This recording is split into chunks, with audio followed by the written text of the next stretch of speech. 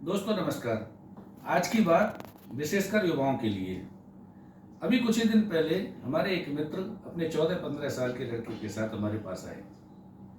उनका बेटा रिंकू बहुत शरारती, बहुत उद्यमी, दिशाहीन हो गया था। वो परेशान थे।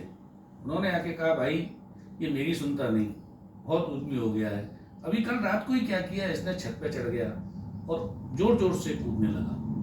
वो तो मुझे एहसास हुआ कोई है। मैं गया तो छत पर बेहोश पड़ा हुआ था। मैं उठा के लाया और इसको बड़ी मुश्किल में सही किया। मेरी बात नहीं समझता, शायद आपकी बात समझ जाए, ये सोचकर मैं आपके पास लाया हूँ। आप इसे समझाइए। मैंने कहा कोई बात नहीं, आप जाइए, मैं इससे बात करता हूँ। मैंने उससे पूछा, रिंकू जी क्या प्रॉब्लम है, क्या आपकी परेशानियां हैं, क्यों आप रात को छत पे जाके इस तरह कूद रहे थे। उसने कहा, अंकल मैं इसलिए छत पर गया था कि मुझे चांद को छूना था। मैंने कहा ये तो कोई लॉजिक नहीं हुआ, चांद को छूने का ये तो कोई तरीका नहीं हुआ, क्यों आप इस तरह कूद रहे थे। उन्होंने कहा कल ही दादाजी ने कहा था कि आप लगातार अगर परिश्रम करते हैं, लगातार प्रयास करते हैं, ईमानदारी से कोशिश करते हैं तो कोई भी चीज़ असंभव नहीं है। मैंने कहा फिर उसके बाद आपने दादाजी से पूछा विस्तार में कि वो ऐसा क्यों कह रहे हैं, क्या कह रहे हैं। नहीं, मेरी उनसे बात नहीं हुई। मैं समझ गया कि आज रात को लगातार प्रयास करूंगा, लगातार परिश्रम करूंगा तो चांद को छू लूंगा। मैंने कहा ऐसा नहीं है, बस यही अंतर है, आप बहुत जल्दबाजी में रहते हैं और आज का युवा या हम सब बहुत जल्दबाजी में रहते हैं। चीजों को समझे बिना दिशाहीन होकर हम एक दौड़ लगा देते हैं और थक हार कर वापस लौट आते हैं। फिर कहते हैं कि नहीं, परिश्रम से कुछ नहीं होता, प्रयास करने से कुछ नहीं होता, मेरी किस्मत खराब है, या मुझे सही नहीं कहते, दादाजी की बात सही नहीं है। इस तरीके की बातें करके, बहाने बना के हम अपनी असफलता को टाल देते हैं और असफलता का दोष किसी और के सिर मढ़ देते हैं।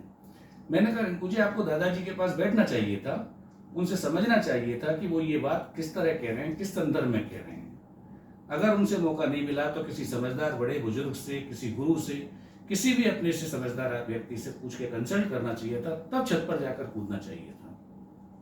तो उसने कहा अंकल क्या दादाजी गलत कह रहे थे। मैंने कहा नहीं, वो बिल्कुल गलत नहीं कह रहे थे, वो बिल्कुल सही कह रहे थे, लेकिन उनके कहने का जो मतलब था उसे विस्तार में समझ के तब आपको एक दिशा निर्धारित करके अपने लक्ष्य की तरफ बढ़ना चाहिए था। उनका कहने का तात्पर्य ये था कि अगर लगातार प्रयास किया जाए तो कुछ भी असंभव नहीं है, चांद को छूना भी असंभव नहीं है।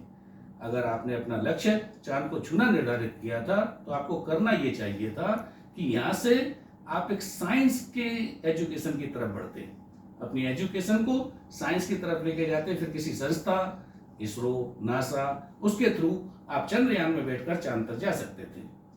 ना केवल चांद को छू सकते थे, बल्कि चांद पर जाकर अपना परचम लहरा सकते थे कि मैंने आज चांद पर विजय प्राप्त कर ली, मैंने आज चांद को छू लिया। इस तरह आप चांद को छू सकते थे। आपने केवल उनकी अद्भुत बात को सुना, एक दौड़ लगा दी, रात को छत पर चढ़ गए। इस तरह कोई लक्ष्य हासिल नहीं हो सकता। लक्ष्य हासिल करने के लिए केवल परिश्रम, केवल प्रयास आवश्यक नहीं है, एक सही दिशा आवश्यक है। और सही दिशा किसी के गाइडेंस में ही आपको मिल सकती है, किसी बुजुर्ग की, किसी गुरु की, किसी समझदार आदमी की बात को सुनिए, समझिए, अपने ज्ञान की कसौटी पर उसे कसिए, उसके बाद फिर निर्धारित कीजिए कि हमें किस तरीके से अपने लक्ष्य को प्राप्त करना है, ना कि जल्दबाजी में केवल दौड़ लगा दीजिए। आज के युवा की, आज के लोगों की सबसे बड़ी परेशानी यही है, बिना जाने, बिना समझे, केवल जल्दबाजी में पता नहीं एक ही साथ क्यों दुनिया को जीत लेना है। अगर दुनिया को जीतना भी है तो उसके तरीके हैं, उसका एक सिस्टम है, उसको फॉलो कीजिए और फिर अपने लक्ष्य को प्राप्त कीजिए, अपने सपनों को साकार कीजिए। आप चांद को छू सकते हैं, लेकिन सही दिशा में जाकर। उम्मीद है हमारी बात आपको समझ में आई होगी। अगले हफ्ते फिर मिलेंगे एक नई कहानी के साथ। नमस्कार।